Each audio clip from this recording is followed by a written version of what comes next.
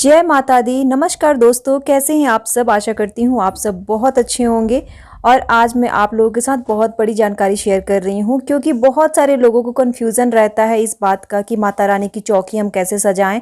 माता रानी की कृपा से सब कुछ मंगल होगा, लेकिन थोड़ा सा कन्फ्यूज़न रहता है कि हम कैसे करें सारी चीज़ें, कैसे दीपक जलाएं, कैसे हम नारियल को रखें, पट करके रखें या सीधे तरीके से रखें। तो बहुत सारी चीज़ें मैं आपको बताने वाली हूँ यहाँ पर। और यहाँ पे मैं सबसे पहले आपको बता दूँ कि माता की चौकी जो होती है वो नीचे चौकी लगानी होती है, उसके ऊपर से आप लाल कपड़ा या पीला कपड़ा कोई भी कपड़ा बिछा सकते हैं। आपके पास अगर कोई और कलर का कपड़ा है, आपको नहीं मिल पा रहा है लाल या पीला कपड़ा, तो आप कोई भी कलर का कपड़ा बिछा सकते हैं। लेकिन अगर लाल और पीला मिलता है तो बहुत अच्छी बात है। और उसके बाद से यहाँ पे देखिए, भोग लगाने का जो होता है वो आप मिठाई लगा सकते हैं, फ्रूट्स लगा सकते हैं। अगर आप उतनी शक्ति रखते हैं कि आप माता रानी को कुछ बना के भोग लगा सके तो वो भी आप कर सकते हैं। जैसे कि खीर आप बना के भोग लगा सकते हैं, हलवा भोग लगा सकते हैं। कोई भी चीज़ आपको जो श्रद्धा होती है वो आप माता रानी को भोग लगा सकते हैं। और ये भोग जो होता है ना, सुबह और शाम दोनों टाइम लगाया जाता है। तो यहाँ पे मैं बात कर रही थी चौकी की। तो चौकी के ऊपर में सबसे पहले तो कलश स्थापन करना होता है। तो कलश जो होता है वो माता रानी के सामने रहना चाहिए। और यहाँ पे जो कलश रखा हुआ है, कलश के नीचे चावल रखा हुआ है। अगर चावल इसलिए रखा हुआ है क्योंकि इसमें हमने जौ नहीं उगाए हैं। अगर जौ उगाना होता है तो कलश के नीचे में जौ होता है। और अगर हम बात करें कि फ्लावर्स की कि कौन से फूल हमें चढ़ाने चाहिए दुर्गा माता को, तो यहाँ पे मैं बता दूं कि अड़हुल के फूल जो होते हैं वो माँ दुर्गा के सबसे फेवरेट फूलों में से होता है। तो आप गुलाब के फूल, कोई भी फूल, चमेली का फूल, सारे फूल चढ़ा सकते हैं। लेकिन अगर आपको अड़हुल का फूल मिल जाता है तो आपको अड़हुल के फूल ज़रूर चढ़ाने चाहिए। खास करके कि अगर आप पहले दिन माला पहना रहे हैं माता रानी को तो वो अड़हुल के फूल का माला होना चाहिए। लेकिन बहुत जगह पे ऐसा होता है कि वो अड़हुल का फूल जो होता है वो नहीं मिल पाता है, तो हम कोई भी फूल यूज़ कर सकते हैं। लाल या पीले कलर का, उजले कलर का कोई भी फूल यूज़ कर सकते हैं। लेकिन अड़हुल का फूल जो होता है वो माता रानी का फेवरेट फूल है। और यहाँ पे देखिए, उसके ऊपर से, फोटो के ऊपर से चुन्नी उड़ा दी गई है, माला पहना दिया गया है। और यहाँ पे दीपक जल रहा है। तो बहुत सारे लोग होते हैं, बहुत सारे लोग होते हैं जो अखंड दीपक जलाते हैं। और बहुत सारे लोग होते हैं जो मॉर्निंग में दीपक जला देते हैं पूजा करते वक्त, और शाम के टाइम दीपक जलाते हैं पूजा करते वक्त, जैसे कि सांझा जब जलाते हैं उस टाइम पे। तो यहाँ पे देखिए, मैंने चौकी लगा दी है। चौकी के ऊपर से ये लाल या पीला कपड़ा बिछा दिया है। और ये बिछाने के बाद ही ये सारी चीज़ें अरेंज की है मैंने। और ये फर्स्ट दिन ही अरेंज की जाती है, जिस दिन की हमको कलश स्थापन करना होता है। और कलश जो होता है, ये कलश में पानी डाला रहता है और उसमें आप गंगा जल डाल सकते हैं। गंगा जल के बाद इसमें एक सिक्का डालना होता है, इसमें अक्षत डालना होता है, सारी चीज़ें डालनी होती है, इसमें फ्लावर डालना होता है।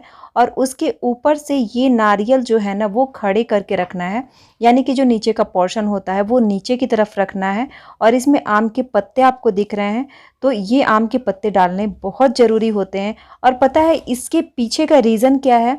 ये जो आम के पत्ते हमें डालने होते हैं ना, इसका जो हम विसर्जन करते हैं लास्ट दिन, जब माता रानी का विसर्जन करते हैं, उस दिन का कलश का विसर्जन करते हैं, तो उस दिन ये आम के पत्ते जो उसमें डले हुए हैं ना, इसी आम के पत्ते से इसमें का जो जल होता है वो निकाल करके और पूरे घर में छिड़का जाता है। इससे क्या होता है कि सुख, शांति, समृद्धि जो है वो हमारे घर में बनी रहती है। और इसका यही महत्व होता है। और ये जो हम घर में छिड़कते हैं ना आम के पत्ते से इस जल को, तो ये हमारे शरीर पे भी पड़ता है और हम सब पे, परिवार वालों पे भी पड़ता है। तो इससे यही होता है कि सुख समृद्धि जो होती है हम परिवार वालों पे, हमारे घर में पूरी तरीके से बनी रहे। और यहाँ पे देखिए, इसके बाद से यहाँ जो अखंड दीपक जल रहा है, इसमें अगर आप अखंड दीपक जलाते हैं ना तो आपको बहुत सावधानी बरतने की ज़रूरत है। वो दिया जो है वो बुझना नहीं चाहिए बिल्कुल भी। और उसमें आपको समय समय पे, उस समय उठ के, और आपको उसमें तेल डालना पड़ेगा, या फिर घी के दिए जला रहे हैं तो आपको घी के दिए जलाने पड़ेंगे। तो वो सारी चीज़ें हैं। और यहाँ पे दुर्गा चालीसा भी आपको दिख रहा है। तो ये दुर्गा चालीसा का जो होता है, आप इसमें बहुत सारे चालीसा का जो संग्रह होता है वो भी रख सकते हैं। उसमें से दुर्गा चालीसा और उसका जो आरती होता है वो सारी चीज़ें पढ़ सकते हैं। और इसके अलावा जो होता है ना, वो पूरा पाठ भी आता है दुर्गा जी का। तो बहुत सारे लोग पाठ भी करते हैं, तो मॉर्निंग और इवनिंग में भी करते हैं। कुछ लोगों को मॉर्निंग में टाइम मिलता है तो सिर्फ मॉर्निंग में कर लेते हैं, या फिर बहुत सारे लोग हैं जो सिर्फ चालीसा और आरती करके रख देते हैं। तो ये आपके ऊपर निर्भर करता है कि आपको कैसे करना है, आपकी कितनी श्रद्धा है, आपको कितना समय मिल पा रहा है इसके लिए, तो उस हिसाब से। और यहाँ पे आप ऊपर से देख रहे हैं कि यहाँ पे माता रानी का यहाँ पे फ़ोटो रखा हुआ है, उनको चुन्नी उड़ाया हुआ है, कलश रखा हुआ है। तो ये कलश को बिल्कुल भी हिलाना नहीं होता है। जैसे 9 दिन का जो व्रत होता है, 9 दिन में ये कलश हिलना नहीं चाहिए, कलश ऐसे ही रहेगा और इसको बिल्कुल भी टच नहीं करना है। बस आप उस पर आप सिंदूर या रोली से टीका लगा सकते हैं और आप जो भी भोग लगा रहे हैं वो यहाँ कलश के पास भी लगा सकते हैं और माता रानी के सामने भी लगा सकते हैं। कुछ अलग अलग चीज़ें भी लगा सकते हैं, जैसे कि कलश के सामने आप देख रहे हैं कि फ्रूट्स रखे हुए हैं, तो ये फ्रूट्स भोग के तौर पे ही रखे हुए हैं। और प्रसाद यहाँ पे जो है कुछ मिठाई रखा हुआ है, सॉरी नमकीन तो आप बिल्कुल भी यूज़ नहीं कर सकते हैं। और यहाँ पे देखिए मैं आपको दिखा रही हूँ कि दुर्गा चालीसा का जो है ये यहाँ पे मैं खोल रही हूँ, तो ये पूरा का पूरा सिर्फ दुर्गा जी का ही इसमें कुछ भी दिया हुआ है, जो भी चीज़ें दी हुई है ना, सब कुछ दुर्गा जी का दिया हुआ है। तो ये एक्चुअली है चालीसा, लेकिन इसके अलावा इसमें बहुत सारी चीज़ें दी हुई है जो कि संस्कृत में है, उसको हिंदी अनुवाद भी किया हुआ है। तो यहाँ पे वो सारी चीज़ें हैं। उसके बाद से दुर्गा चालीसा है, उसके बाद से उसमें भैरव आरती और बहुत सारी चीज़ें दी हुई है। तो इतने छोटे से किताब में ना सब कुछ मिल जाएगा।